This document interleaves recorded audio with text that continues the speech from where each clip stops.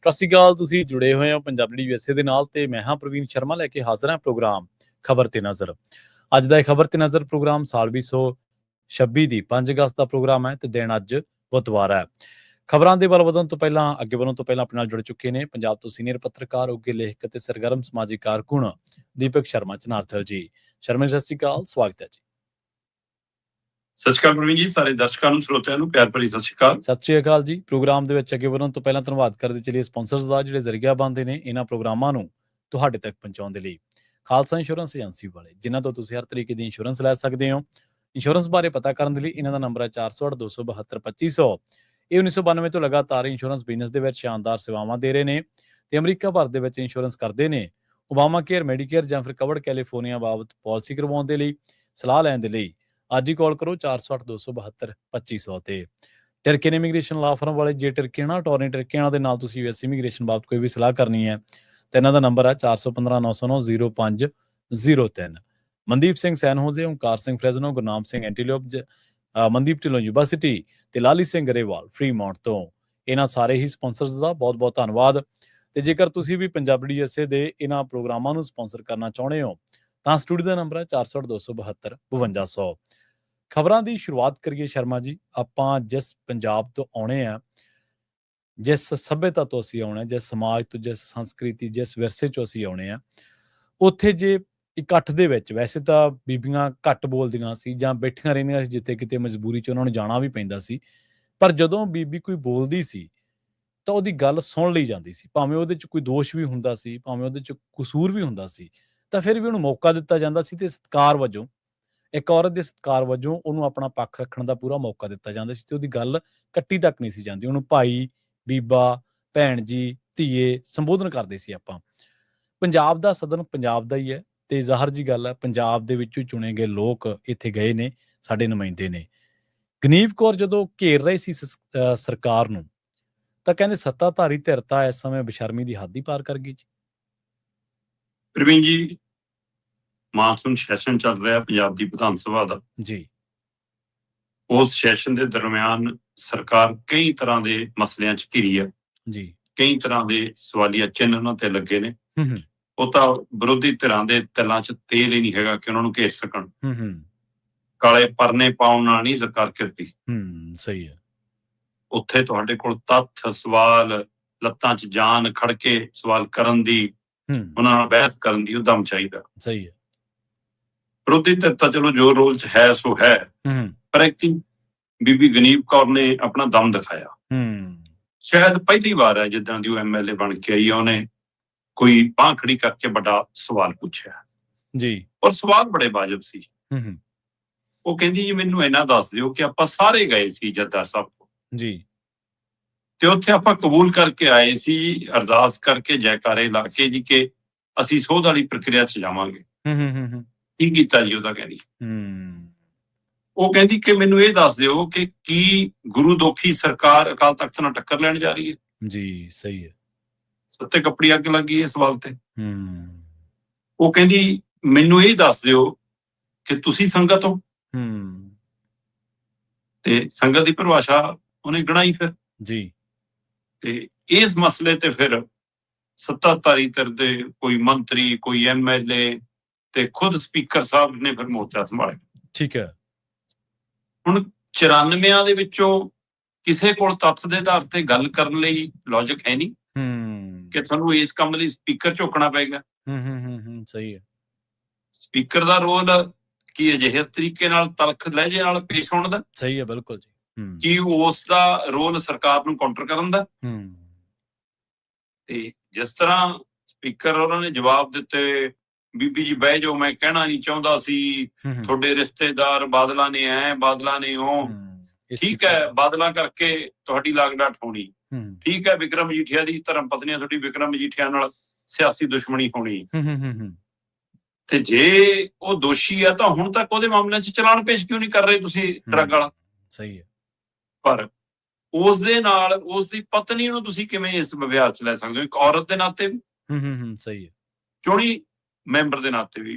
ਪ੍ਰਵੀਨ ਜੀ, ਜਦੋਂ ਬੀਬੀ ਗਨੀਵ ਕੌਰ ਉੱਠ ਕੇ ਬਾਹਰ ਆਈ ਤੇ 25-30 MLA ਸਣੇ ਮੰਤਰੀ ਸੰਤਰੀ ਘੇਰ ਰਹੇ ਸੀ, ਉੱਚੀ ਚੀਕਾਂ ਮਾਰ ਰਹੇ ਸੀ। ਮਤਲਬ ਜਿਸ ਤਰ੍ਹਾਂ ਇਕੱਲੀ ਔਰਤ ਨੂੰ ਘੇਰਾ ਪਾਉਣ ਦੀ ਪ੍ਰਕਿਰਿਆ ਹੋਵੇ, ਡਰਾਉਣ ਦੀ ਪ੍ਰਕਿਰਿਆ ਹੋਵੇ। ਸਹੀ ਹੈ। ਦ੍ਰਿਸ਼ ਤਸਵੀਰਾਂ ਸਭ ਦੇ ਸਾਹਮਣੇ ਨੇ। ਇਹ ਕਿਹੜਾ ਸੱਭਿਆਚਾਰ ਹੈ? ਸਹੀ ਹੈ। ਇਹ ਕਿਹੜੀ ਮਰਿਆਦਾ ਹੈ?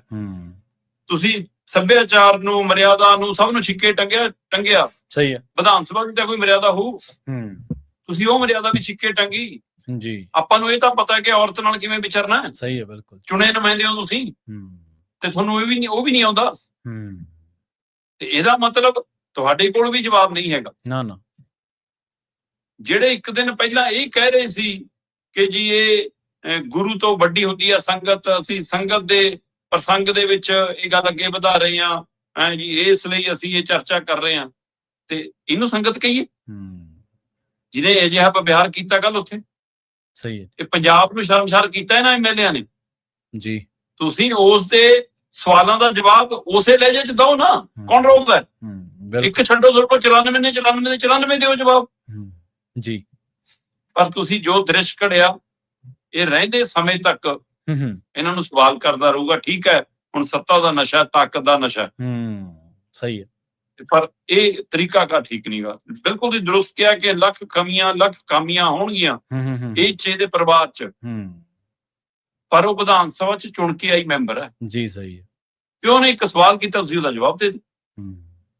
ਕੋਈ ਵੀ ਸਵਾਲ ਕਰਕੇ ਦੇਖੋ ਨਾ। ਇਹ ਤਾਂ ਪਿਛਲਿਆਂ ਤੇ ਚਲੇ ਜਾਂਦੇ ਨੇ ਕਿ ਉਹ ਇਹ ਕਰਦੇ ਸੀ ਜੀ, ਆਹ ਉਹ ਕਰਦੇ ਸੀ, ਇਹਨਾਂ ਨੇ ਐਂ ਕੀਤਾ ਜੀ। ਕਮਾਲ ਹੈ। ਫਿਰ ਤੁਹਾਡੇ ਸਵਾਲ ਦਾ ਜਵਾਬ ਕਿਉਂ? ਬੇਰੁਜ਼ਗਾਰੀ ਵਾਲਾ ਕੱਲ ਮਸਲਾ ਆਇਆ ਕਿ ਦੱਸ ਦਿਓ ਜੀ ਰੁਜ਼ਗਾਰ ਕਿੰਨਾ ਦਿੱਤਾ, ਵਾਈਟ ਪੇਪਰ ਜਾਰੀ ਕਰ ਦਿਓ। ਠੀਕ ਹੈ। ਕਿਸੇ ਵੀ ਹਲਕੇ ਚ ਚੱਲਦੇ ਆ, ਮੈਂ ਛੱਡ ਦੂੰਗਾ, ਕੋਈ ਬਾਂਹ ਖੜੀ ਕਰ ਦੇਵੇ ਨਾ, ਅਮਨ ਅਰੋੜਾ ਲੱਗ ਗਿਆ ਕਿ ਵੀ ਤੂੰ ਮੈਦਾਨ ਚ ਆਇਆ, ਉੱਥੇ ਘੋਲ ਨਾ ਆਇਆ। ਸਹੀ ਗੱਲ ਹੈ, ਬਿਲਕੁਲ। ਤੁਸੀਂ ਅੰਕੜੇ ਦਿਓ ਕਿ ਹਾਂ ਬਈ ਅਸੀਂ ਇੰਨੀਆਂ ਨੌਕਰੀਆਂ ਦਿੱਤੀਆਂ, ਇਸ ਖੇਤਰ ਚ ਇੰਨੀਆਂ ਦਿੱਤੀਆਂ। ਇੱਕ ਦਿਨ ਪਹਿਲਾਂ ਤੁਹਾਡਾ ਸਿੱਖਿਆ ਮੰਤਰੀ ਕਹਿ ਰਿਹਾ ਕਿ ਸਾਡੀਆਂ ਤਾਂ ਜੀ 30,000 ਪੋਸਟਾਂ ਖਾਲੀ ਪਈਆਂ ਇੱਕੋ ਖੇਤਰ ਚ ਹੈ ਜੀ, ਬਾਕੀ ਤਾਂ ਗੱਲ ਹੀ ਨਹੀਂ ਹੋ ਰਹੀ। ਸਹੀ ਹੈ, ਬਿਲਕੁਲ। ਤੁਸੀਂ ਨਿਯੁਕਤੀਆਂ ਪੱਤਰ ਵੰਡਦੇ ਫਿਰ ਰਹੇ ਹੋ ਤੇ ਤੁਸੀਂ ਦਮ ਭਰਦੇ ਹੋ। ਉਹਨਾਂ ਨਿਯੁਕਤੀ ਪੱਤਰ ਦੇ ਕੇ ਵੀ ਉਹਨਾਂ ਨੂੰ ਰੁਜ਼ਗਾਰ ਨਹੀਂ ਮਿਲਦਾ, ਉਹਨਾਂ ਦੀ ਨਿਯੁਕਤੀ ਨਹੀਂ ਹੁੰਦੀ। ਸਹੀ ਹੈ। ਸੋ ਇਸ ਲਈ ਸਰਕਾਰ ਸਿਰਫ ਸੱਤਾ ਦੇ ਦਮ ਦੇ ਉੱਤੇ ਮਿੱਟੀ ਪਾਉਣ ਦੀ ਕਵਾਇਦ ਚ, ਆਪਣੀ ਪਿੱਠ ਆਪ ਥਾਪਣ ਦੀ ਕਵਾਇਦ ਚ, ਆਪਣੇ ਮੂੰਹਾਂ ਮਿੱਠੂ ਬਣਨ ਦੀ ਕਵਾਇਦ ਚ, ਤੇ ਇਸ ਕੰਮ ਦੇ ਲਈ ਉਹਨਾਂ ਨੇ ਸਪੀਕਰ ਵੀ ਲਾ ਲਿਆ ਹੁਣ। ਤੇ ਇਸ ਲਈ ਇਹ ਸਾਰੀਆਂ ਅਦਾਂ ਪਾਰ ਨੇ। ਹੁਣ ਇਹ ਨਾ ਹੋਵੇ ਕਿ ਇਸ ਰੋਲ ਚ ਹੁਣ ਜੱਦਰ ਸਾਹਿਬ ਫਿਰ ਨਵੇਂ ਰੋਲ ਚ ਆ ਜਾਣ, ਕਿਉਂਕਿ ਅਕਾਲੀ ਦਲ ਉਹਨਾਂ ਦੀ ਪਿੱਠ ਪਿੱਛੇ ਖੜ ਜਾਂਦਾ ਜਾ ਕੇ। ਸਹੀ ਹੈ। ਉਥੋਂ ਲੁੱਕੇ ਚੱਲਦਾ ਜੀ ਕਿ ਤੁਸੀਂ ਸਾਡੀ ਢਾਲ ਬਣੋ ਜੀ, ਸਭ ਤੋਂ ਨਹੀਂ ਸਰਦਾ। ਸੋ ਇਹ ਟਕਰਾਅ ਵੱਧਦਾ ਦਿਖ ਰਿਹਾ। ਜਿਸ ਤਰ੍ਹਾਂ ਸੈਸ਼ਨ ਚੱਲ ਰਿਹਾ ਮਾਨਸੂਨ ਸਾਡਾ ਲੋਕ ਸਭਾ ਦਾ ਤੇ ਰਾਜ ਸਭਾ ਦਾ, ਉੱਥੇ ਪ੍ਰਧਾਨ ਮੰਤਰੀ ਤੇ ਅਮਿਤ ਸ਼ਾਹ ਗ੍ਰਹਿ ਮੰਤਰੀ ਭਗੌੜੇ ਹੋ ਜਾਂਦੇ ਨੇ, ਸਵਾਲਾਂ ਦੇ ਜਵਾਬ ਦੇਣ ਤੋਂ ਭੱਜਦੇ ਨੇ। ਪ੍ਰਧਾਨ ਮੰਤਰੀ ਤਾਂ ਮੈਨੂੰ ਲੱਗਦਾ ਸਦਨ ਚ ਆਉਣ ਤੋਂ ਕਿਨਾਰਾ ਕਰ ਰਹੇ ਨੇ, ਤੇ ਅਮਿਤ ਸ਼ਾਹ ਆਉਂਦੇ ਨੇ ਪਰ ਉਹ ਅੰਦਰ ਨਹੀਂ ਜਾ ਕੇ ਜਵਾਬ ਦੇ ਰਹੇ। ਤੇ ਉਹੀ ਹਾਲ ਸਾਡੇ ਮੁੱਖ ਮੰਤਰੀ ਦਾ। ਉਹ ਵੀ ਹੁਣ ਕੱਲ 2:30 ਵਜੇ ਤੱਕ ਦਾ ਟਾਈਮ ਸੀ ਸਦਨ ਦਾ, ਤੇ 1 ਵਜੇ ਜੀ ਕਹਿੰਦਾ ਜੀ 1:30 ਵਜੇ ਜੀ ਮੈਂ ਕੈਬਨਿਟ ਦੀ ਮੀਟਿੰਗ ਬੁਲਾ ਲਈ। ਇਹ ਮਰਿਆਦਾ ਭੰਗ ਨਹੀਂ, ਇਹ ਅਪਮਾਨ ਨਹੀਂ। ਤੇ ਇਸ ਲਈ ਜਦੋਂ ਤੁਸੀਂ ਇਸ ਤਰੀਕੇ ਨਾਲ ਸੱਤਾ ਦੇ ਨਸ਼ੇ ਸਾਰਾ ਕੁਝ ਕਰੋਗੇ ਤਾਂ ਇਹ ਸਾਰੇ ਸਵਾਲ ਆਉਣਗੇ। ਅੱਜ ਠੀਕ ਹੈ, ਕਈ ਤਰ੍ਹਾਂ ਡਰ ਕੇ ਮੀਡੀਆ ਕਰਮੀ, ਬੁੱਧੀਜੀਵੀ, ਚਿੰਤਕ ਲੋਕ ਤੁਹਾਨੂੰ ਸਵਾਲ ਕਰਨੋਂ ਕਿਨਾਰਾ ਕਰਦੇ ਹੋਣਗੇ। ਕੋਈ ਗੱਲ ਨਹੀਂ, ਇੱਥੇ ਹੀ ਆ ਸਾਰਾ ਕੁਝ। ਸਹੀ ਹੈ, ਬਿਲਕੁਲ ਜੀ। ਅਗਲੀ ਗੱਲ ਕਰੀਏ ਸ਼ਰਮਾ ਜੀ, ਆਪਾਂ ਆਰਮੀ ਸਕੂਲਾਂ ਦੀ। ਪੰਜਾਬੀ ਹੁਣ ਕਹਿੰਦੇ ਪੜ੍ਹਾਵਾਂਗੇ ਅਸੀਂ, ਪਹਿਲਾਂ ਤਾਂ ਮੁਨਕਰ ਹੋ ਗਏ ਸੀਗੇ। ਪ੍ਰਵੀਨ ਜੀ, ਇਹ ਲੰਬੀ ਜੱਦੋਜਹਿਦ ਦਾ ਸਵਾਲ ਬਣ ਗਿਆ ਸੀ। ਸਹੀ ਹੈ ਜੀ। ਜਲੰਧਰ ਤੋਂ ਇਹ ਪਹਿਲੂ ਉੱਭਰ ਕੇ ਸਾਹਮਣੇ ਆਇਆ ਸੀਗਾ ਕਿ ਜਲੰਧਰ ਦੇ ਆਰਮੀ ਸਕੂਲਾਂ ਨੇ ਇੱਕ ਪ੍ਰਵਾਨ ਕਰਤਾ ਸੀਗਾ ਕਿ ਹਿੰਦੀ, ਅੰਗਰੇਜ਼ੀ ਤੇ ਸੰਸਕ੍ਰਿਤ ਅਸੀਂ ਇਹ ਪੜ੍ਹਾਵਾਂਗੇ ਜੀ। 6ਵੀਂ ਤੋਂ 8ਵੀਂ ਜਮਾਤ ਵਾਲਿਆਂ ਲਈ ਫਾਰਮੂਲਾ ਬਦਲਤਾ ਸੀ ਇਹਨਾਂ ਨੇ। 9ਵੀਂ ਤੋਂ 12ਵੀਂ ਤੱਕ ਦੇ ਜਮਾਤ ਵਾਲਿਆਂ ਲਈ ਫਾਰਮੂਲਾ ਬਦਲਤਾ ਸੀ ਇਹਨਾਂ ਨੇ ਜੀ। ਸੰਸਕ੍ਰਿਤ ਨੂੰ ਲਾਜ਼ਮੀ ਵਿਸ਼ਾ ਬਣਾਤਾ ਸੀ ਇੱਕ ਤਰੀਕੇ ਨਾਲ, ਤੇ ਪੰਜਾਬੀ ਨੂੰ ਲਗਭਗ ਬਾਹਰ ਕਰਤਾ ਸੀ ਜੀ। ਤਦ ਪੰਜਾਬ ਚੇਤਨਾ ਮੰਚ, ਡਾਕਟਰ ਲਖਵਿੰਦਰ ਜੌਹਲ, ਸਤਨਾਮ ਸਿੰਘ ਮਾਣਕ, ਗੁਰਪ੍ਰੀਤ ਪਲਾਹੀ, ਇਹਨਾਂ ਨੇ ਪਹਿਲ ਕਦਮੀ ਕੀਤੀ। ਇਸ ਮਾਮਲੇ ਨੂੰ ਉਜਾਗਰ ਕੀਤਾ, ਮਾਪਿਆਂ ਨਾਲ ਤਾਲਮੇਲ ਕੀਤਾ, ਸਕੂਲ ਨਾਲ ਸੰਪਰਕ ਸਾਧਨਾ ਸ਼ੁਰੂ ਕੀਤਾ, ਪਰ ਉਹ ਮੈਨੇਜਮੈਂਟ ਪਿੱਛੇ ਹਟਣ ਲਈ ਤਿਆਰ ਨਹੀਂ ਹੋਈ। ਮਤਲਬ ਉੱਥੋਂ ਸਪਸ਼ਟ ਹੋ ਗਿਆ ਕਿ ਪੰਜਾਬ 'ਚ ਜਿੰਨੇ ਆਰਮੀ ਸਕੂਲ ਚੱਲਦੇ ਨੇ ਉਹਨਾਂ ਨੇ ਆਹ ਫਾਰਮੂਲਾ ਬਣਾ ਲਏ। ਬੱਚਿਆਂ ਤੇ ਦਬਾਅ ਬਣਾਇਆ ਜਾ ਰਿਹਾ ਸੀ, ਮਾਪਿਆਂ ਦੇ ਦਬਾਅ ਬਣਾਇਆ ਜਾ ਰਿਹਾ ਸੀ। ਉਹਨੂੰ ਲਿਖਤੀ ਲੈਣ ਦੀ ਕਵਾਇਦ ਤੋਰ ਲਈ ਕਿ ਅਸੀਂ ਆਪਣੀ ਇੱਛਾ ਨਾਲ ਲੈ ਰਹੇ ਹਾਂ ਜੀ। ਸਹੀ ਹੈ। ਇਹ ਸਾਰੇ ਦੇ ਵਿੱਚ ਜਦੋਂ ਇਹ ਮੁਹਿੰਮ ਸਾਹਮਣੇ ਉੱਭਰੀ ਤੇ ਚੰਡੀਗੜ੍ਹ ਪੰਜਾਬੀ ਮੰਚ ਨੇ ਵੀ, ਕੇਂਦਰੀ ਪੰਜਾਬੀ ਲੇਖਕ ਸਭਾ ਨੇ ਵੀ ਧਰਨੇ, ਮੁਜ਼ਾਹਰੇ, ਪ੍ਰਦਰਸ਼ਨ, ਆਪਾਂ ਵੀ ਚਰਚਾਵਾਂ ਦੇ ਵਿੱਚ ਇਸ ਨੂੰ ਵੱਡੇ ਸਵਾਲ ਚ ਲਿਆਂਦਾ, ਪ੍ਰਦਰਸ਼ਨਾਂ ਚ ਵੀ ਜਾਣ ਦਾ ਮੌਕਾ ਮਿਲਿਆ ਤੇ ਲੜਾਈ ਵੱਡੀ ਬਣ ਗਈ। ਤੇ ਲੜਾਈ ਵੱਡੀ ਬਣੀ ਤਾਂ ਇਹਦੇ ਵਿੱਚ ਸਾਹਮਣੇ ਆਇਆ ਇੱਕ ਰੋਲ ਅਹਿਮ ਤੌਰ ਦੇ ਉੱਤੇ ਘੱਟ ਗਿਣਤੀ ਕਮਿਸ਼ਨ ਦੇ ਚੇਅਰਮੈਨ ਰਹੇ ਨੇ ਤਰਲੋਚਨ ਸਿੰਘ। ਠੀਕ ਹੈ ਜੀ। ਉਹਨਾਂ ਨਾਲ ਸੰਪਰਕ ਹੋਇਆ ਡਾਕਟਰ ਲਖਵਿੰਦਰ ਜੌਹਲ, ਸਤਨਾਮ ਸਿੰਘ ਮਾਨਖੁਰਾ ਦਾ। ਇੱਧਰੋਂ ਸਾਡੇ ਧਰਨੇ ਪ੍ਰਦਰਸ਼ਨਾਂ ਦੀਆਂ ਖਬਰਾਂ, ਚਿੱਠੀਆਂ, ਪੱਤਰ, ਆਦਾਨ ਪ੍ਰਦਾਨ, ਲੋਕਾਂ ਦਾ ਰੋਸਾ, ਮਾਪਿਆਂ ਦੇ ਨਾਰਾਜ਼ਗੀ, ਸੰਸਥਾਵਾਂ ਦਾ ਵਿਖਿਆਨ, ਉਹ ਸਾਰਾ ਕੁਛ ਮਤਲਬ ਤਰਲੋਚਨ ਸਿੰਘ ਹੋਰਾਂ ਰਾਹੀਂ, ਜਿਹੜੇ ਘੱਟ ਗਿਣਤੀ ਕਮਿਸ਼ਨ ਦੇ ਚੇਅਰਮੈਨ ਰਹੇ ਨੇ, ਉਹਨਾਂ ਰਾਹੀਂ ਰਾਜਨਾਥ ਸਿੰਘ ਤੱਕ ਪਹੁੰਚਣਾ ਸ਼ੁਰੂ ਹੋ ਗਿਆ। ਜੀ ਜੀ। ਤੇ ਉੱਥੇ ਫਿਰ ਉਹ ਦਬਾਅ ਬਣਿਆ। ਚਾਹੇ ਮੈਂ ਕਹਿੰਦਾ ਇਹ ਵੋਟ ਰਾਜਨੀਤੀ ਨੂੰ ਧਿਆਨ ਚ ਰੱਖ ਕੇ ਫੈਸਲਾ ਲਿਆ ਹੋਵੇ ਵਾਪਸ, ਜੀ ਜੀ, ਕਿ ਪੰਜਾਬ ਚ ਵੱਡਾ ਮੁੱਦਾ ਨਾ ਬਣ ਜਾਵੇ ਕਿ ਸਰਕਾਰ, ਕਿਉਂਕਿ ਇਹ ਪਹਿਲਾਂ ਵੀ ਕੋਸ਼ਿਸ਼ਾਂ ਕਰ ਚੁੱਕੇ ਨੇ ਕਿ ਸਾਰੇ ਦੇਸ਼ ਨੂੰ ਇੱਕੋ ਭਾਸ਼ਾ ਦੇ ਰਸਤੇ ਚ ਬੰਨ ਲਓ। ਬਿਲਕੁਲ, ਇੱਕ ਦੇਸ਼ ਇੱਕ ਭਾਸ਼ਾ, ਇੱਕ ਦੇਸ਼ ਇੱਕ ਮੰਡੀ, ਇੱਕ ਦੇਸ਼ ਇੱਕ ਟੈਕਸ, ਇੱਕ ਦੇਸ਼ ਇੱਕ ਲੀਡਰ। ਇਹ ਉਸ ਤਰੀਕੇ ਨਾਲ ਅਜੇ ਵੀ ਅੱਗੇ ਵਧ ਰਹੇ ਨੇ। ਉਧਰ ਹੁਣ ਵੀ ਸੈਸ਼ਨ ਦੇ ਦਰਮਿਆਨ ਫਿਰ ਉਹ ਸੀਟਾਂ ਵਧਾਉਣ ਦੀ ਕਵਾਇਦ, ਉਹ ਫਿਰ ਪ੍ਰਕਿਰਿਆ ਸ਼ੁਰੂ ਕਰਨ ਨੂੰ ਫਿਰਦੇ ਨੇ ਕਿ ਜੇ ਸੈਸ਼ਨ ਵਧਾਉਣਾ ਪਿਆ ਤਾਂ 15 ਅਗਸਤ ਤੋਂ ਬਾਅਦ ਦੁਬਾਰਾ ਬਿਠਾ ਲਾਂਗੇ। ਰਾਹੁਲ ਗਾਂਧੀ ਨਾਲ ਕਰਨ ਜੋ ਮੀਟਿੰਗਾਂ ਕਰ ਰਹੇ ਆ, ਉਹ ਫਿਰ ਸੀਟਾਂ ਵਧਾ ਲਓ ਜੀ, ਇੰਨੀਆਂ ਕਰ ਲਓ ਜੀ, 543 ਤੋਂ 850 ਜੀ, ਇਹ ਉਹ ਪ੍ਰਕਿਰਿਆ ਫਿਰ ਸ਼ੁਰੂ ਕਰਨ ਨੂੰ ਫਿਰਦੇ ਨੇ, ਕਿਉਂਕਿ ਤੋੜ ਲੈ ਨਾ ਖਾਸੀ ਐਮਪੀ ਇੱਧਰੋਂ ਉੱਧਰੋਂ। ਤੇ ਹੁਣ ਲੱਗਦਾ ਕਿ ਹਿਸਾਬ ਕਿਤਾਬ ਸ਼ਾਇਦ ਸੈੱਟ ਆ ਜਾਵੇ, ਪਿਛਲੀ ਵਾਰ ਪਾਸ ਨਹੀਂ ਹੋਏ ਸੀ ਜਿਹੜੇ ਬਿੱਲ, ਹੁਣ ਪਾਸ ਕਰਾ ਲਈਏ। ਸੋ ਉਹ ਸਾਰੀ ਕਵਾਇਦ ਦੇ ਵਿੱਚ ਇਹ ਮਾਮਲਾ ਉਸੇ ਨਜ਼ਰੀਏ ਤੋਂ ਦੇਖਣ ਵਾਲਾ ਸੀ। ਪਰ ਫਿਲਹਾਲ ਆਰਮੀ ਸਕੂਲਾਂ ਦੀ ਮੈਨੇਜਮੈਂਟ ਨੇ ਬਕਾਇਦਾ ਤੌਰ ਤੇ ਅਧਿਕਾਰਤ ਆਰਡਰ ਜਾਰੀ ਕਰ ਦਿੱਤੇ ਨੇ। ਠੀਕ ਹੈ ਜੀ। ਕਿ 6ਵੀਂ ਤੋਂ 8ਵੀਂ ਜਮਾਤ ਤੱਕ ਤੇ 9ਵੀਂ ਤੋਂ 12ਵੀਂ ਜਮਾਤ ਤੱਕ ਦੇ ਜਿਹੜੇ ਬੱਚੇ ਨੇ ਉਹ ਅੰਗਰੇਜ਼ੀ, ਹਿੰਦੀ ਦੇ ਨਾਲ ਪੰਜਾਬੀ ਪੜ੍ਹ ਸਕਣਗੇ ਜੀ। ਅਜੇ ਵੀ ਇਹ ਨਹੀਂ ਕਿਹਾ ਕਿ ਹਾਂ ਪੰਜਾਬੀ ਲਾਜ਼ਮੀ ਹੋ ਤੇ ਬਾਕੀ ਨਾਲ ਆ ਵੀ ਪੜ੍ਹ ਲੈਣਗੇ। ਉਹ ਮਤਲਬ ਅੰਗਰੇਜ਼ੀ ਤੇ ਹਿੰਦੀ ਤਾਂ ਪੜ੍ਹਨਗੇ ਨਾਲ ਪੰਜਾਬੀ ਵੀ ਪੜ੍ਹ ਸਕਣਗੇ। ਤੇ ਉੱਪਰਲੀ ਕਲਾਸ ਚ ਜਾ ਕੇ ਉਹਨਾਂ ਦੀ ਸਵੈ ਇੱਛਾ ਤੇ ਹੈ ਜੀ ਕਿ ਉਹਨਾਂ ਨੇ ਪੰਜਾਬੀ ਰੱਖਣੀ ਕਿ ਸੰਸਕ੍ਰਿਤ। ਇਹ ਕਿਉਂ ਨਹੀਂ ਕਹਿੰਦੇ ਕਿ ਹਿੰਦੀ ਰੱਖਣੀ ਹੈ ਕਿ ਸੰਸਕ੍ਰਿਤ? ਸਹੀ ਗੱਲ ਹੈ, ਬਿਲਕੁਲ। ਉਹਨਾਂ ਤੋਂ ਇੱਕ ਰਖਾ ਲਓ, ਸੋ ਇਸ ਲਈ ਅਜੇ ਵੀ ਕੁੰਡੀਆਂ ਫਸਾਉਣ ਨੂੰ ਫਿਰਦੇ ਨੇ। ਪਰ ਇੱਕ ਮੁੱਢਲਾ ਪੜਾ ਜਥੇਬੰਦੀਆਂ ਨੇ, ਚਿੰਤਕ ਲੋਕਾਂ ਨੇ ਪਾਰ ਕਰ ਲਿਆ ਤੇ ਇੱਕ ਇਹ ਅਧਿਕਾਰਤ ਚਿੱਠੀ ਜਾਰੀ ਕਰਨ ਤੋਂ ਬਾਅਦ ਹੁਣ ਮਾਪਿਆਂ ਕੋਲੇ ਕਹਿਣ ਹੋਏਗਾ ਕਿ ਜੀ ਸਾਡਾ ਜਵਾਕ ਤਾਂ ਪੰਜਾਬੀ ਪੜ੍ਹੇਗਾ। ਹੋ ਸਕਦਾ ਅਜੇ ਵੀ ਅੰਦਰ ਕੋਈ ਦਬਾਅ ਦੀ ਪ੍ਰਕਿਰਿਆ ਚਲਾਉਣ ਦੀ ਕੋਸ਼ਿਸ਼ ਹੋਵੇ ਕਿ ਇਹ ਕਹਿਣ ਨੂੰ, ਕਿਉਂਕਿ ਇਹ ਹੁੰਦਾ ਹੈ ਅਕਸਰ ਕਿ ਦਿਖਾਉਣ ਲਈ ਕੁਝ ਹੋਰ ਤੇ ਕਰਨ ਲਈ ਕੁਝ ਹੋਰ। ਪਰ ਹੁਣ ਨਜ਼ਰਸਾਨੀ ਰਹੇਗੀ ਇਹਨਾਂ ਸਾਰੀ ਪ੍ਰਕਿਰਿਆਵਾਂ ਦੇ ਉੱਤੇ। ਸੋ ਇਸ ਲਈ ਚਿੰਤਾਜਨਕ ਪਹਿਲੂ ਸੀਗਾ ਤੇ ਵਧਾਈ ਦੇ ਪਾਤਰ ਨੇ ਉਹ ਸਾਰੀਆਂ ਧਿਰਾਂ ਜਿਨ੍ਹਾਂ ਨੇ ਇਹਦੇ ਲਈ ਲੜਾਈ ਲੜੀ। ਸੋ ਇਸ ਲਈ ਇਹ ਇੱਕ ਸਫਲਤਾ ਹਾਸਲ ਹੋਈ। ਨਹੀਂ, ਬਿਲਕੁਲ ਜੀ। ਸ਼ਰਮਾ ਜੀ, ਤੁਸੀਂ ਵੀ ਇਹਦੇ ਤੇ ਨਿੱਜੀ ਤੌਰ ਤੇ ਬਹੁਤ ਜੱਦੋਜਹਿਦ ਦੇ ਵਿੱਚ ਹਿੱਸਾ ਪਾਇਆ, ਲੋਕਾਂ ਦੀ ਲਾਮਬੰਦੀ ਵੀ ਕੀਤੀ, ਲੋਕਾਂ ਨੂੰ ਜਾਗਰੂਕ ਵੀ ਕੀਤਾ। ਬੋਲੀ ਲਈ ਸਾਡੇ ਲਈ ਕੋਈ ਇਹ ਹੈ ਕਿ ਆਪਸੀ ਜਿਹੜਾ ਕਮਿਊਨੀਕੇਸ਼ਨ ਹੈ ਇਹੀ ਥੋੜ੍ਹਾ ਆ ਸਾਡੇ ਲਈ। ਬੋਲੀ ਤਾਂ ਸਾਡਾ ਸਵੈਮਾਨ ਆ, ਸਾਡੀ ਮਾਂ ਉਹ, ਤੇ ਤੁਸੀਂ ਉਹਨੂੰ ਹੀ ਬਾਹਰ ਕੱਢੀ ਜਾਂਦੇ ਤੇ ਅਸੀਂ ਬਿਲਕੁਲ, ਤੇ ਅਸੀਂ ਕਿਵੇਂ ਉਹ ਜਰ ਲਾਂਗੇ। ਕੱਲ ਆਪਾਂ ਗੱਲ ਕੀਤੀ ਸ਼ਰਮਾ ਜੀ, ਪੰਜਾਬ ਦੇ 20 ਲੱਖ ਜਿਹੜੇ ਲੋਕ ਨੇ ਉਹ SIR ਦੇ ਵਿੱਚ ਉਹਨਾਂ ਨੂੰ ਬਾਹਰ ਦਾ ਰਸਤਾ ਦਿਖਾ ਦਿੱਤਾ ਗਿਆ। ਹੁਣ ਕਹਿੰਦੇ 20 ਲੱਖ ਲੋਕ ਸਰਕਾਰੀ ਸਕੀਮਾਂ ਚੋਂ ਵੀ ਬਾਹਰ ਹੋ ਗਏ ਨੇ ਜੀ। ਇਹ ਮਤਲਬ ਤੈਅ ਹੈ ਜੀ ਕਿ ਹੋ ਗਏ ਜੀ। ਤੁਹਾਡੇ ਚੇਤੇ ਹੋਣਾ ਮੁੱਖ ਮੰਤਰੀ ਭਗਵੰਤ ਮਾਨ ਹੋਰੀ SIR ਦੇ ਵਿੱਚ ਆਪਣੀ ਵੋਟ ਬਚਾਉਣ ਦੇ ਲਈ, ਪੱਕੀ ਕਰਾਉਣ ਦੇ ਲਈ ਪ੍ਰਚਾਰ ਕਰਦੇ ਕਹਿੰਦੇ ਸੀਗੇ ਵੀ ਕਿ ਜਿਹਦੀ ਵੋਟ ਕੱਟੀ ਗਈ ਜੀ ਉਸ ਨੂੰ ਫਿਰ 1000 ਰੁਪਏ ਵਾਲੀ ਸਕੀਮ ਦਾ ਲਾਭ, ਆਟਾ ਦਾਲ ਸਕੀਮ, 10 ਲੱਖ ਵਾਲਾ ਕਾਰਡ ਫਿਰ ਨਹੀਂ ਮਿਲਣਾ। ਜੀ ਜੀ ਜੀ। ਹੁਣ ਤਾਂ ਫਿਰ 20,66,000 ਲੋਕ ਬਾਹਰ ਹੋ ਗਏ ਜੀ ਫਿਲਹਾਲ ਅੱਜ ਦੀ ਤਰੀਕ ਤੱਕ। ਸਹੀ ਹੈ ਜੀ। ਜਦੋਂ ਕਿ 12 ਲੱਖ ਦੇ ਲੋਕਾਂ ਦੀ ਮੈਪਿੰਗ ਦਾ ਮਾਮਲਾ, ਤੇ ਉਮੀਦ ਕਰਦੇ ਹਾਂ ਕਿ ਉਹ ਲੋਕ ਜਿਨ੍ਹਾਂ ਦੇ ਨਾਮ ਦਾ ਮਸਲਾ, ਦਸਤਾਵੇਜ਼ ਦਾ ਮਸਲਾ, 2003 ਦੀ ਵੋਟਿੰਗ ਨਾਲ ਮੈਚ ਦਾ ਮਸਲਾ ਜਾਂ ਹੋਰ ਕਿਸੇ ਵੋਟਰ ਸੂਚੀ ਨਾਲ ਮੈਚ ਦਾ ਮਸਲਾ ਉਹ ਹੈ, ਉਹ ਕਿਸੇ ਤਰੀਕੇ ਨਾਲ ਆਪਣਾ ਤੱਥ ਲੱਭ ਲਿਆਉਣ, ਆਪਣਾ ਹਵਾਲਾ ਲੱਭ ਲਿਆਉਣ। ਪਿਛੋਕੜ ਕੁੜੀਆਂ ਦੇ ਵਿਆਹ ਵਾਲੇ ਮਾਮਲੇ ਨੇ, ਜਿਵੇਂ ਜ਼ਿਆਦਾਤਰ ਜਾਂ ਬਦਲੀਆਂ ਵਾਲੇ ਮਾਮਲੇ ਨੇ, ਉਹ ਜੇ ਲੱਭ ਲਿਆਉਂਦੇ ਨੇ ਤਾਂ ਉਹ 12 ਲੱਖ ਲੋਕਾਂ ਚੋਂ ਕਾਫੀ ਵੋਟ ਬਹਾਲ ਹੋ ਸਕਦੀ ਹੈ। ਸਹੀ ਹੈ। ਪਰ ਜਿਨ੍ਹਾਂ ਦੀ ਡਬਲ ਵੋਟ ਦਾ ਮਾਮਲਾ ਜਾਂ 4 ਲੱਖ ਤੋਂ ਵੱਧ ਤਾਂ ਵੋਟਰ ਉਹ ਨੇ ਜਿਹੜੇ ਲੱਭੇ ਨਹੀਂ ਰਹੇ। ਹੁਣ ਪਿੰਡਾਂ 'ਚ ਤਾਂ ਪਤਾ ਹੁੰਦਾ ਕਿ ਆ ਫਲਾਣਾ ਬੰਦਾ ਵੀ ਇਹ ਰਹਿੰਦਾ ਉੱਥੇ ਆ ਤੇ ਵੋਟ ਇਹਦੀ ਇੱਥੇ ਆ। ਸ਼ਹਿਰਾਂ ਕਸਬਿਆਂ 'ਚ ਤਾਂ ਹੁਣ ਇਹ 'ਚੋਂ ਜ਼ਿਆਦਾਤਰ ਮਾਮਲੇ ਸ਼ਹਿਰਾਂ ਕਸਬਿਆਂ ਦੇ ਆ ਰਹੇ ਨੇ ਜੀ। ਸਹੀ ਹੈ ਕਿ ਜੀ ਇਸ ਪਤੇ ਦੇ ਉੱਤੇ 8 ਵੋਟਾਂ ਬਣੀਆਂ ਨੇ, ਫਲਾਣੇ ਨਾਮ ਦੀਆਂ ਨੇ, ਮੁਹੱਲੇ 'ਚ ਕਿਸੇ ਨੂੰ ਪਤਾ ਹੀ ਨਹੀਂ ਗਾ ਕਿ ਬੰਦਾ ਕੌਣ ਹੈ, ਕਿਹੜੀਆਂ 8 ਵੋਟਾਂ ਨੇ, ਇੱਥੇ ਕਦੋਂ ਆਏ, ਕਦੋਂ ਰਹੇ, ਕਦੇ ਰਹੀ ਨਹੀਂ, ਕਦੇ ਪਤਾ ਇਹੋ ਜਿਹੀਆਂ ਬਣੀਆਂ ਹੋਈਆਂ ਨੇ। ਉਹ 4,12,000 ਵੋਟਾਂ ਨੇ ਜੀ। ਚਲੋ ਆਪਾਂ ਇਹ ਸਾਰੀ ਪ੍ਰਕਿਰਿਆ 'ਚ ਨਾ ਜਾਈਏ, ਆਪਾਂ ਇਹ ਜਾਈਏ ਕਿ ਇਹ ਵੋਟ ਦੇ ਵਿੱਚੋਂ ਅੱਧੀ ਤੋਂ ਵੱਧ 10 ਲੱਖ ਤੋਂ ਵੱਧ ਵੋਟ ਅਜਿਹੀ ਹੋਣੀ ਜਿਹੜੀ ਜੈਨੂਨ ਸਾਡੀ ਆ। ਠੀਕ ਹੈ ਜੀ। ਪੰਜਾਬ ਦੇ ਹੀ ਨੇ। ਕੋਈ ਖਾਮੀਆਂ, ਕੋਈ ਤਬਾਦਲੇ, ਕੋਈ ਵਿਆਹ, ਕੋਈ ਜਿਹੇ ਮਸਲੇ, ਕੋਈ ਇੱਕ ਦੂਏ ਨਾਲ ਲਾਗ ਡਾਟ, ਕੋਈ ਰਾਜਨੀਤਿਕ ਪਹਿਲੂ, ਇਹਨਾਂ ਕਰਕੇ ਵੋਟ ਪ੍ਰਕਿਰਿਆ ਤੋਂ ਹਲੇ ਬਾਹਰ ਨੇ ਜੀ। ਉਹ ਵਸਨੀਕ ਪੰਜਾਬ ਦੇ ਨੇ। ਠੀਕ ਹੈ। ਸਵਾਲ ਇਹ ਹੈ ਕਿ ਹੁਣ ਤੁਸੀਂ ਉਹਨੂੰ ਸੂਬਾ ਆਪਣੀਆਂ ਯੋਜਨਾਵਾਂ ਚੋਂ ਬਾਹਰ ਕਿਵੇਂ ਕਰ ਲਿਆ? 20,66,000 ਲੋਕ ਜੇ ਬਾਹਰਲੇ ਮੁਲਕ ਦੇ ਨਹੀਂ ਹੈਗੇ, ਸਾਡੇ ਹੀ ਮੁਲਕ ਦੇ ਨੇ, ਉਹ ਪੰਜਾਬ ਚ ਨੇ ਜਾਂ ਬਿਹਾਰ ਚ ਨੇ ਜਾਂ ਕਿਤੇ ਦੇ ਨੇ, ਜੇ ਉੱਥੇ ਵੀ ਵੋਟ ਬਣ ਗਈ ਤੇ ਇੱਥੋਂ ਕੱਟੀ ਗਈ, ਡਬਲ ਵੋਟ ਕਰਕੇ ਉੱਥੋਂ ਵੀ ਕੱਟੀ ਗਈ, ਫਿਰ ਤੁਸੀਂ ਕੇਂਦਰੀ ਯੋਜਨਾਵਾਂ ਚੋਂ ਵੀ ਬਾਹਰ। ਜੀ ਸਹੀ ਹੈ। ਬਈ ਤੁਸੀਂ ਕਹਿੰਦੇ ਹੋ ਕਿ passport, Aadhaar card, voter card, ration card ਇਹ ਨਾਗਰਿਕਤਾ ਦੇ ਪ੍ਰਮਾਣ ਨਹੀਂ, ਪਰ ਹੁਣ ਤੁਸੀਂ ਕਹਿ ਰਹੇ ਹੋ ਜੇ ਵੋਟ ਨਹੀਂ ਤਾਂ ਤੁਸੀਂ ਯੋਜਨਾਵਾਂ ਦੇ ਹੱਕਦਾਰ ਵੀ। ਨਾਗਰਿਕਤਾ ਹੈ ਫਿਰ ਉਹ। ਸਹੀ ਹੈ। ਇਹ ਨਾਗਰਿਕਤਾ ਦੀ ਪਛਾਣ ਥੋੜਾ ਹੈ। ਜਾਂ ਤਾਂ ਫਿਰ ਦੱਸ ਦਿਓ ਕਿ ਨਾਗਰਿਕਤਾ ਦੀ ਪਛਾਣ ਕੀ ਹੈ ਜੀ।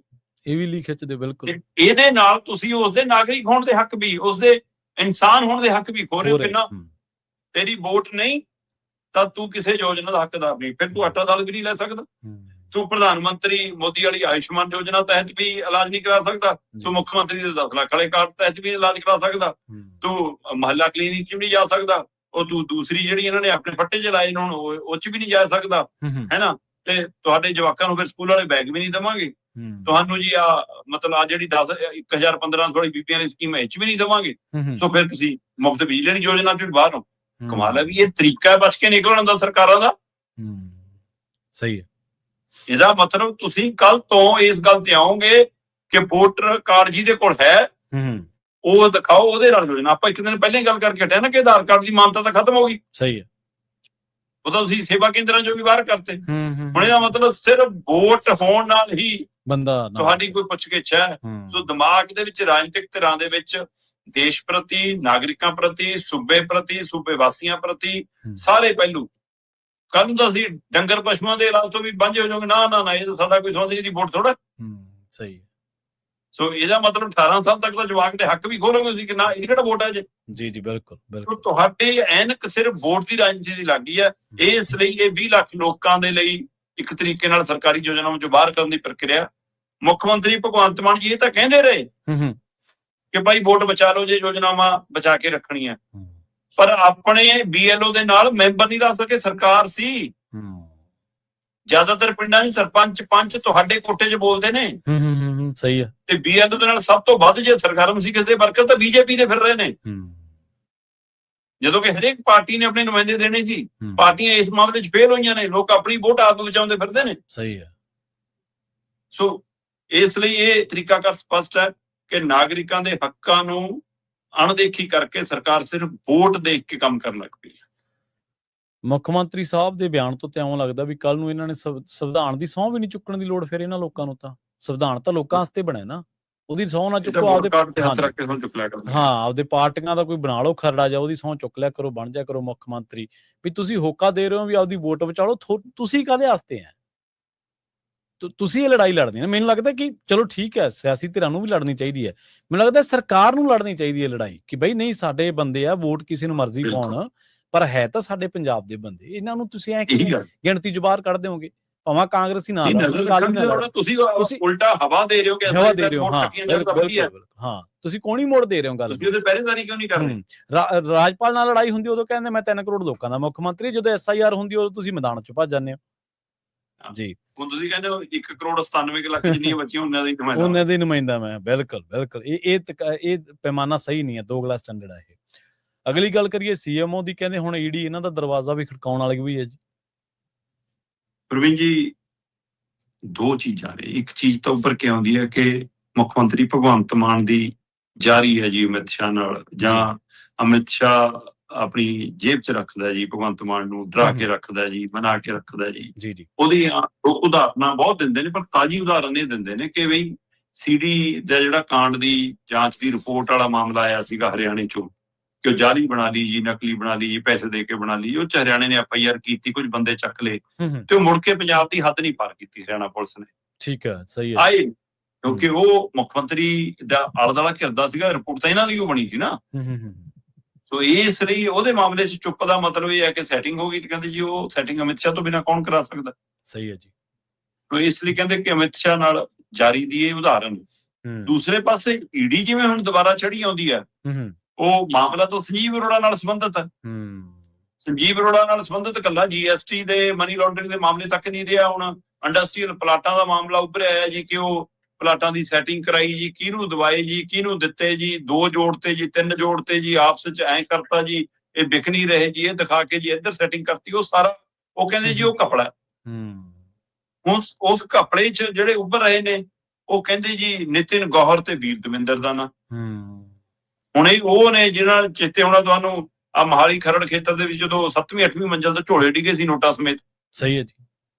ਤੇ ਉਸ ਸਮੇਂ ਈਡੀ ਨੇ ਇੱਕ ਪ੍ਰੈਸ ਨੋਟ ਜਾਰੀ ਕੀਤਾ ਸੀ। ਉਸ ਪ੍ਰੈਸ ਨੋਟ ਚ ਕਿਹਾ ਸੀਗਾ ਕਿ ਇਹਨਾਂ ਬੰਦਿਆਂ ਦਾ ਸੰਬੰਧ ਮੁੱਖ ਮੰਤਰੀ ਭਗਵੰਤ ਮਾਨ ਦੇ OSD ਰਾਜਵੀਰ ਸਿੰਘ ਨਾਲ ਜੀ, ਕਿ ਉਹਦੇ ਨੇੜਲੇ ਨੇ। ਤੇ ਹੁਣ ਇੰਡਸਟਰੀਅਲ ਪਲਾਟਾਂ ਦੇ ਮਾਮਲੇ ਚ ਕਿਹਾ ਜਾ ਰਿਹਾ ਕਿ ਜੀ ਪਲਾਟਾਂ ਦੀ ਵੇਚ ਬਚਾਈ ਸੈਟਿੰਗ ਇਹਨਾਂ ਲੋਕਾਂ ਨੇ ਕਰਾਈ ਹੈ, ਤੇ ਇਹਨਾਂ ਦੇ ਬਦਲੇ ਸ਼ਾਇਦ ਇਹਨਾਂ ਨੂੰ ਸਰਕਾਰ ਨੇ ਪਲਾਟ ਦਿੱਤੇ ਨੇ। ਹੁਣ ਕਮਿਸ਼ਨ ਦੇ ਰੂਪ ਚ ਦਿੱਤੇ ਨੇ, ਤੋਹਫੇ ਦੇ ਰੂਪ ਚ ਦਿੱਤੇ ਨੇ, ਸੈਟਲਮੈਂਟ ਦੇ ਰੂਪ ਚ ਦਿੱਤੇ ਨੇ, ਕਿਸ ਰੂਪ ਚ ਦਿੱਤੇ ਨੇ ਤਾਂ ਉਹ ਜਾਣਨ। ਦਿੱਤੇ ਵੀ ਨਹੀਂ ਦਿੱਤੇ, ਜਾਂਚ ਦਾ ਵਿਸ਼ਾ ਈਡੀ ਦਾ। ਜੀ। ਪਰ ਇਹ ਗੱਲ ਹਵਾ ਬਣ ਗਈ ਤੇ ਈਡੀ ਦੁਆਰਾ ਛਾਪੇਮਾਰੀ ਕਰਦੀ ਫਿਰ ਰਹੀ ਆ। ਵੱਖ-ਵੱਖ ਵਿਭਾਗਾਂ ਚ ਫਾਈਲਾਂ ਫਰੋਲ, ਬੰਦੇ ਚੱਕ, ਪੁੱਛਗਿੱਛ ਕਰ, ਸਾਰਾ ਕੁਝ। ਸੰਜੀਵ ਅਰੋੜਾ ਦੇ ਨੇੜਲੇ 12 ਥਾਵਾਂ ਤੋਂ ਵੱਧ ਦੀ ਈਡੀ ਦੀ ਰੇਡ ਹੈ ਪਿਛਲੇ 2 ਦਿਨਾਂ ਦੀ ਕਾਰਵਾਈ ਚ। ਤੇ ਉਹ ਮਾਮਲਾ ਜੇ ਹੁਣ ਨਿਤਿਨ ਗੌਹਰ ਤੇ ਵੀਰ ਦਵਿੰਦਰ ਤੇ ਸੰਜੀਵ ਅਰੋੜਾ ਦੇ ਇਰਦ ਗਿਰਦ ਘੁੰਮਦਾ ਜੀ, ਤਾਂ ਫਿਰ ਉਹ ਰਾਜਵੀਰ ਤੱਕ ਜਾਂਦਾ, ਤੇ ਰਾਜਵੀਰ ਤੱਕ ਜਾਣ ਦਾ ਮਤਲਬ ਤਾਂ CMO ਦੀਆਂ ਪੌੜੀਆਂ ਚੜ ਗਿਆ ਫਿਰ। ਜੀ ਸਹੀ ਹੈ, ਬਿਲਕੁਲ। ਹੁਣ ਇਹ ਦੇਖਣ ਵਾਲੀ ਗੱਲ ਹੈ ਕਿ ਇੱਕ ਪਾਸੇ ਕਹਿੰਦੇ ਜਾਰੀ ਹੈ ਤੇ ਦੂਏ ਪਾਸੇ ਰਾਜਨੀਤਿਕ ਚਾਲ ਦੀ ਤਿਆਰੀ ਹੈ। ਕੀ ਇਹ 227 ਨੂੰ ਲੈ ਕੇ ਖੇਡ ਹੈ ਕਿ ਦਬਾਅ ਵੀ ਬਣਾ ਕੇ ਰੱਖੀਏ, ਡਰਾ ਕੇ ਵੀ ਰੱਖੀਏ ਤੇ ਆਪਣੀ ਕੱਛ ਚ ਵੀ ਰੱਖੀਏ? ਕੀ ਉਹ ਪ੍ਰਕਿਰਿਆ, ਜਾਂ ਸੱਚਮੁੱਚ ਹੁਣ ਆਮੋ ਸਾਹਮਣੇ ਟੱਕਰਨਾ ਚਾਹੁੰਦੀ ਹੈ BJP? ਕਿਉਂਕਿ BJP ਜਿੱਥੇ ਵੀ ਦਾਖਲ ਹੁੰਦੀ ਉਹ ਤੋਂ ਪਹਿਲਾਂ ਉਹਨਾਂ ਦੀ ED CBI ਏਜੰਸੀਆਂ ਦਾਖਲ ਹੁੰਦੀਆਂ, ਉਹ ਇਹਨਾਂ ਦੇ ਰਾਹੀਂ ਉਹ ਲੜਾਈ ਲੜਦੀ ਹੈ ਨਾ। ਸਹੀ ਹੈ ਜੀ। ਸੋ ਉਸ ਤਰੀਕੇ ਕਾਰਨ ਕੀ ਉਹ ਲੜਾਈ ਹੈ, ਆਉਂਦੇ ਸਮੇਂ ਚ ਕਾਫੀ ਕੁਝ ਸਾਫ਼ ਹੋਊਗਾ। ਪਰ ਸਰਕਾਰ ਦੀ ਮਨਸ਼ਾ ਦਾ ਉਜਾਗਰ ਪਣਾ ਵੀ ਸਪਸ਼ਟ ਹੋ ਜਾਂਦਾ ਕਿ ਤੁਸੀਂ ਸੰਜੀਵ ਅਰੋੜਾ ਨੂੰ ਕਿਵੇਂ ਬਚਾ ਰਹੇ। ਤੁਸੀਂ ਉਹ ਤੋਂ ਵਿਭਾਗ ਲੈ ਲਏ, ਮੰਤਰੀ ਉਹਦਾ ਨਹੀਂ ਲੈ ਹੋਇਆ। ਤੇ ਉਹ ਕੇਂਦਰੀ ਸਿੱਖਿਆ ਮੰਤਰੀ ਧਰਮਿੰਦਰ ਪ੍ਰਧਾਨ ਦੇ ਨਾਂ ਦੇ ਉੱਤੇ ਬੜੀਏ ਮਤੇ ਲਿਆਉਣੇ ਹੋ, ਬੜਾ ਕੁਝ ਪਾਉਣੇ ਹੋ ਪੰਜਾਬ ਦੀ ਵਿਧਾਨ ਸਭਾ ਚ, ਪੁਲਿਸ ਦੀ ਕਾਰਵਾਈ, ਸਾਰਾ ਕੁਝ। ਤੇ ਆਪਣੇ ਨੂੰ ਤੁਸੀਂ ਮੰਤਰੀ ਪਦ ਤੋਂ ਵੀ ਹਟਾਉਣ ਦਾ ਦਮ ਰੱਖਦੇ। ਇਹ ਤੁਹਾਡੀ ਲਾਚਾਰੀ ਹੈ ਕਿ ਤੁਹਾਡੀ ਹਉਮੈ ਹੈ? ਦੋਵਾਂ ਚੋਂ ਕੀ ਹੈ? ਤੁਹਾਡੀ ਮਜਬੂਰੀ ਹੈ ਕਿ ਤੁਸੀਂ ਸੰਜੀਵ ਅਰੋੜਾ ਨੂੰ ਹਟਾ ਨਹੀਂ ਸਕਦੇ, ਕਿ ਤੁਹਾਡੇ ਰਾਜ ਖੁੱਲਣ ਨੇ? ਬਿਲਕੁਲ। ਤੇ ਜਾਂ ਫਿਰ ਤੁਸੀਂ ਇਹ ਦਿਖਾਉਣਾ ਚਾਹੁੰਦੇ ਹੋ ਕਿ ਲਓ ਜੀ ਇਸ ਤਾਂ ਐਂ ਖੇਡਾਂਗੇ। ਸੋ ਜੋ ਵੀ ਹੋਵੇ, ਈਡੀ ਦੀ ਕਾਰਵਾਈ ਜੇ ਨਵੇਂ ਰਾਜ ਖੋਲਦੀ ਹੈ ਤੱਥਾਂ ਦੇ ਆਧਾਰ ਤੇ, ਤਾਂ ਸਰਕਾਰ, ਮੁੱਖ ਮੰਤਰੀ ਦੇ ਦਫ਼ਤਰ ਤੱਕ ਇਹ ਦਸਤਕ ਦਿੱਤੀ ਜਾ ਸਕਦੀ ਹੈ ਤੇ ਉੱਥੇ ਤੱਕ ਵੀ ਪਹੁੰਚ ਸਕਦੀ ਹੈ। ਤੇ ਜੇ ਸਿਰਫ ਡਰਾਉਣ ਦੀ ਕਵਾਇਦ ਹੈ, ਫਿਰ ਚੋਣਾਂ ਤੱਕ ਐਂ ਚੱਲੂਗਾ ਕਿ ਇਹ ਸਾਡੇ ਕੰਟਰੋਲ 'ਚ ਰਹਿਣ, ਸਾਡੇ ਅਨੁਸਾਰ ਸਾਡੇ ਲਈ ਵਿਸਾਤ ਵਸਾਉਂਦੇ ਰਹਿਣ। ਕਦੇ ਕਦੇ ਤਾਂ ਇਹ ਲੱਗਣ ਲੱਗ ਜਾਂਦਾ ਕਿ ਆਮ ਆਦਮੀ ਪਾਰਟੀ ਖੇਡ ਰਹੀ ਹੈ ਕਿ ਜਾਂ ਅਸੀਂ ਜਾਂ BJP, ਅਸੀਂ ਜਾਂ BJP। ਬਾਕੀਆਂ ਦਾ ਮਾਮਲੇ 'ਚ ਕਿਤੇ ਹੋਵੇ ਹੀ ਨਾ, ਆਪਸ ਦੇ ਵਿੱਚ ਸੈਟਿੰਗ ਦੀਆਂ ਪ੍ਰਕਿਰਿਆਵਾਂ ਦੀ ਚਰਚਾਵਾਂ ਤੁਰ ਪੈਂਦੀਆਂ ਨੇ। ਸਹੀ ਹੈ ਜੀ, ਬਿਲਕੁਲ। ਅਗਲੀ ਗੱਲ ਕਰੀਏ ਪੰਜਾਬ ਦੇ ਇੱਕ ਹੋਰ ਖੁੱਸੇ ਦਾਅਵੇ ਦੀ, ਜਿਹਦੇ ਲਈ ਆਪਾਂ ਜਿਵੇਂ ਪੰਜਾਬੀ ਦੀ ਗੱਲ ਕੀਤੀ ਸੀ, ਲੋਕ ਕਈ ਜਾਗਰੂਕ ਤੇ ਚੇਤਨ ਲੋਕ ਤਾਂ ਜੱਦੋਜਹਿਦ ਕਰਦੇ ਨੇ, ਬਾਕੀ ਸਾਰੇ ਜਿਹੜੇ ਨੇ ਉਹ ਬਸ ਦੇਖਦੇ ਨੇ, ਖਬਰਾਂ ਪੜ੍ਹ ਕੇ ਸਾਰ ਦਿੰਦੇ ਨੇ। ਉਹ ਜਿਹਾ ਮਸਲਾ ਸਾਡੀ ਰਾਜਧਾਨੀ ਦਾ ਚੰਡੀਗੜ੍ਹ ਦਾ।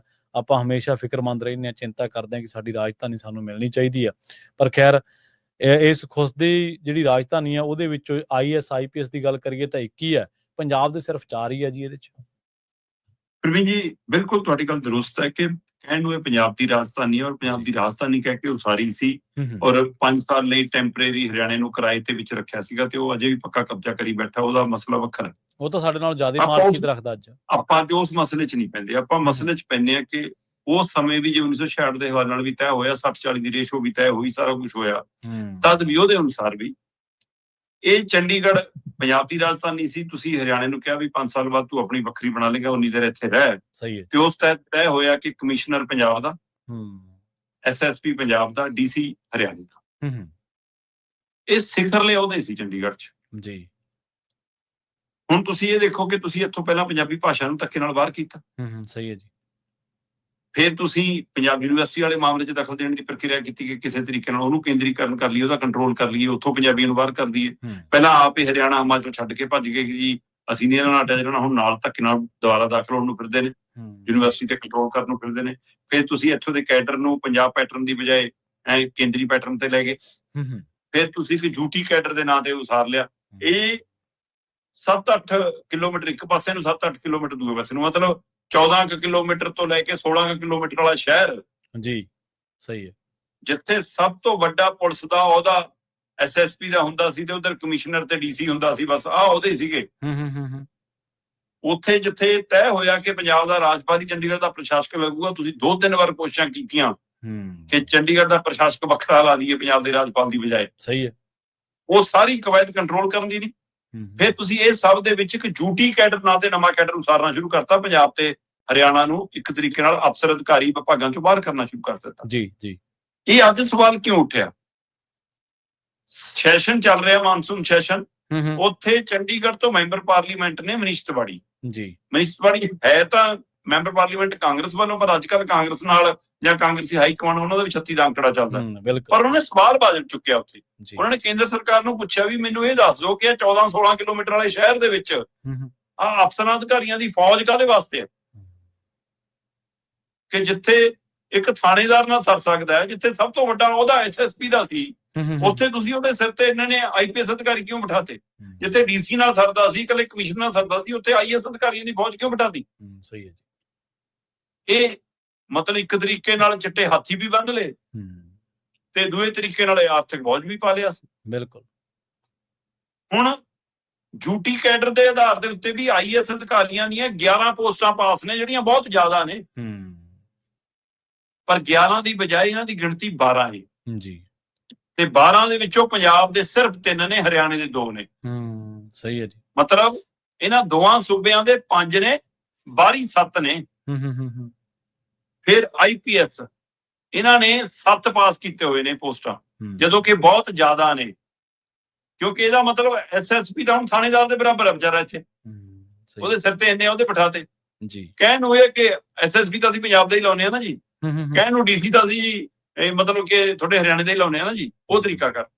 ਹੁਣ IPS ਦੀਆਂ ਪੋਸਟਾਂ 7 ਪਾਸ ਕੀਤੀਆਂ ਹੋਈਆਂ ਨੇ, ਲਾਏ ਹੋਏ 9 ਨੇ। 9 ਦੇ ਵਿੱਚੋਂ ਪੰਜਾਬ ਦਾ ਵੀ ਇੱਕ, ਹਰਿਆਣੇ ਦਾ ਵੀ ਇੱਕ, 7 ਇੱਥੇ ਵੀ ਬਾਹਰੀ ਨੇ ਜੀ। ਸੋ 21 ਦੇ ਵਿੱਚੋਂ ਕੁੱਲ 12 IPS, 9 IPS, 12 IAS ਤੇ 9 IPS, ਇਹ 21 ਅਧਿਕਾਰੀ ਬਣਦੇ ਨੇ। ਠੀਕ ਹੈ। 21 ਦੇ ਵਿੱਚੋਂ ਦੋਵਾਂ ਸੂਬਿਆਂ ਦੇ, ਪੰਜਾਬ ਹਰਿਆਣਾ ਦੇ ਮਿਲਾ ਕੇ ਤੁਸੀਂ ਹਿਸਾਬ ਲਾ ਲਓ ਕਿ 4 ਸਾਡੇ ਨੇ ਤੇ 3 ਉਹਨਾਂ ਦੇ, 7 ਨੇ ਜੀ। ਤੇ 7 ਨੂੰ ਜਦੋਂ ਤੁਸੀਂ ਬਾਹਰ ਕਰ ਦੋ ਤਾਂ ਫਿਰ ਪਿੱਛੇ 14 ਬਚਦੇ ਨੇ ਜੀ। ਤੇ ਤੁਸੀਂ ਇਹ ਦੱਸੋ ਕਿ 14 ਦੇ 14 ਜਦੋਂ ਬਾਹਰਲੇ ਹੋਣਗੇ ਤਾਂ ਉੱਥੇ ਪੰਜਾਬ ਦੀ ਕੀ ਸੁਣੀ ਜਾਊਗੀ? ਕੁੱਲ ਮਿਲਾ ਕੇ ਪੰਜਾਬ ਦੀ ਰਾਜਧਾਨੀ ਦੇ ਵਿੱਚੋਂ ਪੰਜਾਬ ਵੀ ਬਾਹਰ ਹੈ ਤੇ ਪੰਜਾਬੀਅਤ ਵੀ ਬਾਹਰ ਹੈ, ਸਾਡਾ ਕੰਟਰੋਲ ਵੀ ਬਾਹਰ ਹੈ।